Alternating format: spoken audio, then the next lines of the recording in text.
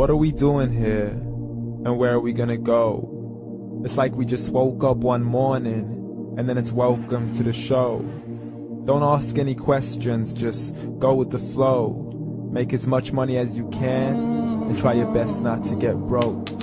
Copy everything you see on the TV, from the hairstyles to the clothes, and don't think too often, just do exactly as you're told. And if you ever get confused, then just turn towards the alcohol.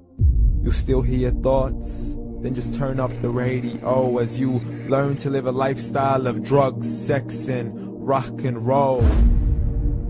But in all honesty, I just need to know, is there more to the cycle than growing and getting old? Living and dying just to leave behind a happy home and a whole lot of property that somebody else is going to own.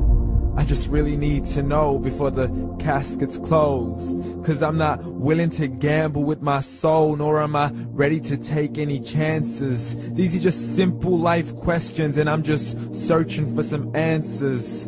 Like, what are we doing here? And what is our purpose? How did we get here, and who made us so perfect? And what happens once we go, or is this world all really worth it?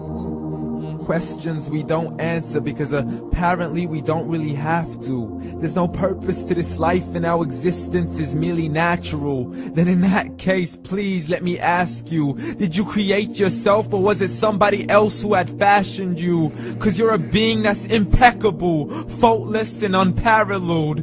You're a product of supreme intelligence and I'm merely being rational. For there isn't a camera on this earth that can come close to the human eye, nor a computer that can compete alongside the human mind. And if the whole world was to come together, we wouldn't be able to create a single fly. So many signs, yet we still deny.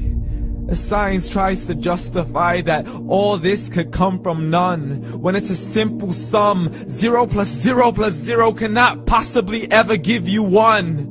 So from where did all this order come? For everything has its origins, a maker, a creator of its own. I mean, the only reason you're watching this video is because somebody had to press upload. So we can believe in the Big Bang, but I'd rather believe in He who caused it to explode.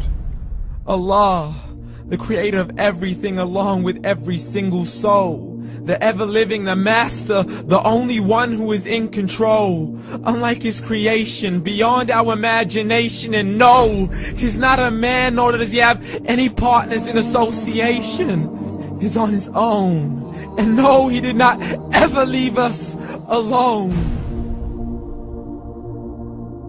Just like every manufacturer, he left us with an instruction manual. The Quran and Islam, and I'm sorry to jump to conclusions, but it's the only one possible.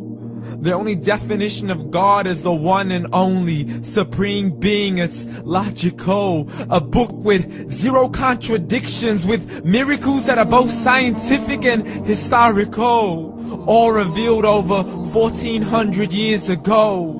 Like the detailed description of the human embryo. The descriptions of the human embryo in the Quran cannot be based on scientific knowledge in the 7th century. To the mountains as pegs holding firm the earth below, and the 2 seas that don't mix in a complete separate flow. To the planets in orbit, alternating night and day as they stay in flow. The expansion of the universe and the creation of everything from H2O.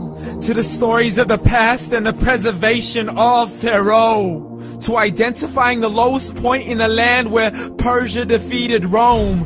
The gushing fluid that created man in the glands between the ribs and the backbone. And not a word has changed, it's still the same. So please explain how all this was known over 1400 years ago.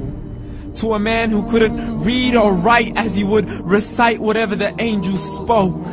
And if you still don't believe, please try to come up with something that's even close. But you can't, so we took God as a mockery and his messengers as a joke.